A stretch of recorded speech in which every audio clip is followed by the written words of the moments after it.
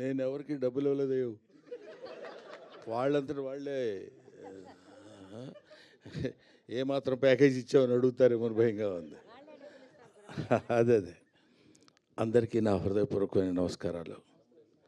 ఈరోజు నేను ఈ సినిమా ఫంక్షన్కి రావడానికి ముఖ్య కారకుడు సప్తగిరి. ఇది బాగుంది, ఇంతవరకు చప్పట్లు కొట్టడం బాగుంది. ఈ తర్వాత ఎంత తిట్టాలో మీరే నేర్చుకోండి.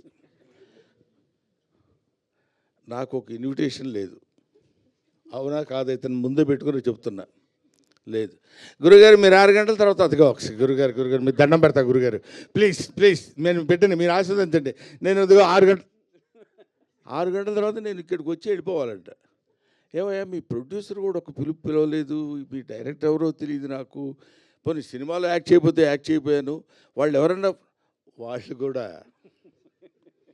నీ ఇష్టమైతే రా, అది నీ అదృష్టం, లేకపోతే నేనేం చేయగలను, నీ అదృష్టాన్ని పరీక్షించుకుని నువ్వు రాగలిగితే మేము ఆనందిస్తాం అన్నట్టు వాళ్ళిద్దరూ సైలెంట్గా ఊరుకున్నారు, ఈయన ఊరుకున్నారు. నేను ఇక్కడికి వచ్చిన రీజన్ ఏంటంటే ఒక్క విషయం ఈ అందరి తరఫున చెప్పాల్సింది. చిరంజీవి గారు మొన్న నా బ్రహ్మానందం ఆడియో రిలీజ్ ఫంక్షన్కి ఆడియో రిలీజ్ ఫంక్షన్కి తన ఇన్విటేషన్ ఎందుకురా నాకు, నేనే వస్తాను అని చెప్పి వచ్చాడు ఆయన. మనం పెద్దవాళ్ళ దగ్గర నుంచి నేర్చుకోవాల్సినటువంటి విషయాలు చాలా ఉన్నాయంటానికి అందులో ఒక విషయం అది రీసెంట్గా నేర్చుకున్నాను. కాబట్టి తమ్ముడు సినిమా కంటే హాస్యనటుడి సినిమా సక్సెస్ కావాలనే కోరికతోటి నేను ఇక్కడికి వచ్చాను. ఇందులో పిలుపులు, బొట్టు పెట్టి పిలవటాలు అలాంటివన్నీ అది ఫార్మాలిటీస్, కానీ అవి స్నేహితుల మధ్య జరిగాయి, ఆత్మీయుల మధ్య జరగవు. ఆత్మతో కనెక్ట్ అయ్యి సోల్మేట్స్ ఉంటారు చూడండి, వాళ్ళతో ఉండదు. ముఖ్యంగా ఈ నెల రోజుల నుంచి, ఒక 15-20 రోజుల నుంచి ఇతను ఎంత శ్రమ పడుతున్నాడో, ఎంత కష్టపడుతున్నాడో. ఆల్మోస్ట్ ఒక మాటలో చెప్పాలంటే అతను కొంచెం బాధపడ్డా సరే ఏకాకిగా తిరిగాడు, ప్రతి వాడి దగ్గరికి వెళ్ళాడు, ప్రతి వాడిని పట్టుకున్నాడు. ఎంతమంది అన్నలు ఉన్నారా నీకని అడిగాను నేను. మా రాజన్న సినిమా చేస్తానన్నాడు సార్ అన్నాడు, మా మారుతి అన్న వస్తానన్నాడు సార్ అంటాడు, మా ఇది డార్లింగ్ సీన్ అన్న రాస్తానన్నాడు సార్ అంటాడు. ఇలాగా తన్ను తాను అందరితో కలిసిపోయి తన ప్రతిభను ప్రదర్శించి భగవంతుడు నిజంగా ఇందాక సరదాగా జోవియల్గా చెప్పారేమో నాకు తెలియదు, కానీ బయట పూజలు చేస్తాడని మన మారుతి గారు కనిపించని దేవుళ్ళందరికీ మొక్కున్నాడు.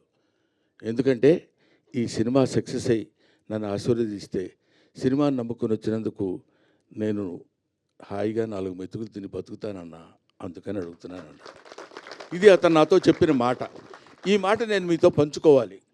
అందుకోసమని నేను ప్రత్యేకంగా ఈ సినిమాతో నాకు సంబంధం లేదు, ప్రొడ్యూసర్తో సంబంధం లేదు, డైరెక్టర్తో సంబంధం లేదు, డబ్బులు ఇవ్వలేదు. అయినా సరే నేను ఒక హాస్యనటుడు ఎప్పుడు ఒంటరి అవ్వకూడదు. ఎవరైనా ఒంటరిగా ఉండొచ్చు. ఎందుకంటే అండి ఒక చిన్న మాట చెప్పాలి. తెల్లవారు లేస్తే మిగతా హీరోలందరూ, హీరోయిన్స్ అంతా ఎలా ఉంటారో నాకు తెలియదు, విలన్స్ ఎలా ఉంటారో తెలియదు, కానీ కమెడియన్స్ మాత్రం మిమ్మల్ని ఎలా నవ్వించాలి, మామూలుగా ఉన్న ఫేస్ కూడా వికృతంగా పెట్టడానికి ట్రై చేస్తాం. అదిగారు గారు అనాలి అంటే నవ్వుతారేమో ఆశ. అలాంటి అనేక రకాలైన ఎక్స్ప్రెషన్స్ పెట్టి మిమ్మల్ని నవ్వించి మీ ఆశీస్సులు పొంది 10 కాలాల పాటు బతుకు తెరువు సాగించాలనుకునే నటుల్లో హాస్యనటుడు ఒకడు. కాబట్టి హాస్యనటుడు ఎప్పుడు ఒంటరి వాడు అవ్వకూడదు, వాడికి అందరూ ఉండాలి. ఎందుకంటే అతని ప్రవృత్తి, అతని వృత్తి ఏంటంటే మనల్ని నవ్వించడం.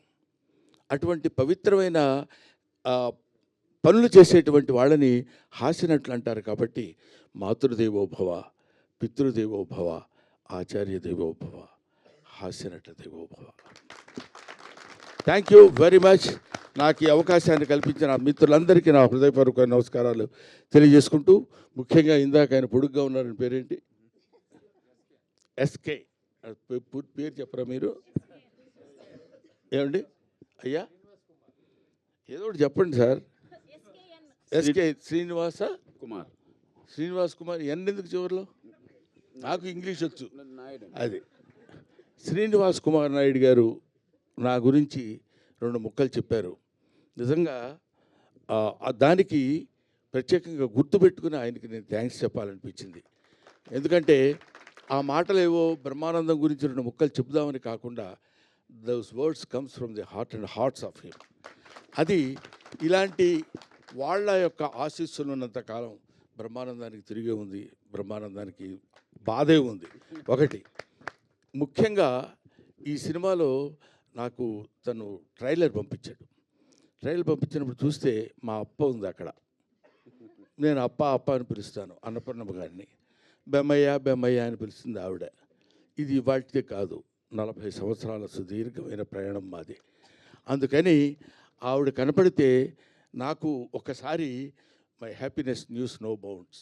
ఇప్పుడు 4 decades బ్యాచ్ తిరిగి అటు తిరిగి అప్పట్లో ఒక చోట సినిమాలు ఉన్న రోజులు కాకుండా రోజుల్లో ప్రతి చోటుకి వెళ్ళి కష్టాలు సుఖాలు పంచుకుని ఒక ముద్దలు పంచుకొని తిన్న బ్యాచ్ మా అప్పది.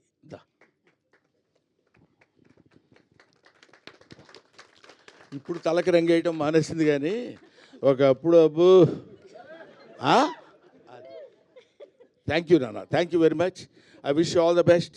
పెళ్లికాని ప్రసాద్ మంచి హిట్ చేసి మంచి హాస్య నటుడికి మంచి జీవితాన్ని ఇవ్వమని మనస్ఫూర్తిగా కోరుకుంటూ సెలవు తీసుకుంటాం. Thank you.